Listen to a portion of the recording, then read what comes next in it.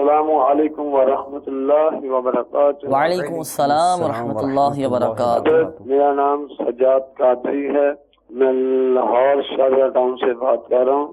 میرا مسئلہ یہ ہے کہ میری روزگاری میں بہت پریشانی ہے، تو برائے مہربانی آپ بابا جانی کی نظر کرم سے کچھ اس کا حل بتا دیں۔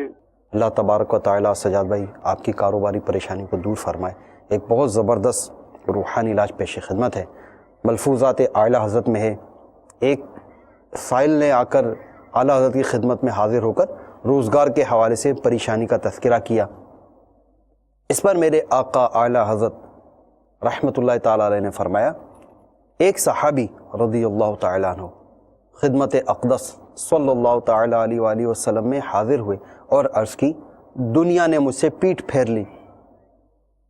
رحمت والے آقا صلی اللہ تعالیٰ علیہ وآلہ وسلم نے فرمایا، کیا وہ تسبیح تمہیں یاد نہیں جو تسبیح ہے ملائکہ کی اور جس کی برکت سے روزی دی جاتی ہے؟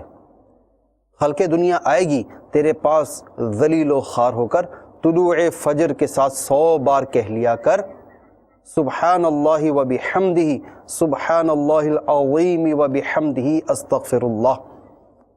سرکار دو عالم صلی اللہ تعالیٰ علیہ وآلہ وسلم ان صحابی کو جو ورد عطا فرمایا دوبارہ سن لیجئے، سبحان اللہ و بحمدہ سبحان اللہ العظیم و بحمدہ استغفر اللہ۔ اسی مرتبہ بھی سن لیجئے، سبحان اللہ و بحمدہ سبحان اللہ العظیم و بحمدہ استغفر اللہ۔ وہ صحابی یہ ورد لے کر روانہ ہو گئے۔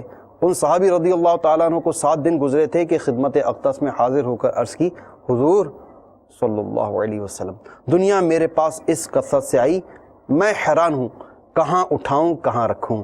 یہ روایت سنانے کے بعد اعلیٰ حضرت نے اس سائل سے فرمایا، اس تسبیح کا آپ بھی ورد رکھیے، طلوع صبح صادق کے ساتھ ہو، ورنہ صبح سے پہلے جماعت قائم ہو جائے تو اس میں شریک ہو کر بعد کو عدد پورا کیجئے، اور جس دن قبل نماز بھی نہ ہو سکے تو خیر طلوع شمس سے پہلے یعنی سورج نکلنے سے پہلے عمل کر لیا جائے، یعنی یہ طلوع آفتاب سے پہلے 100 مرتبہ پڑھ لیں، اور مثال کے طور پہ جماعت قائم ہو جائے تو پہلے جماعت میں شامل ہو جائیں۔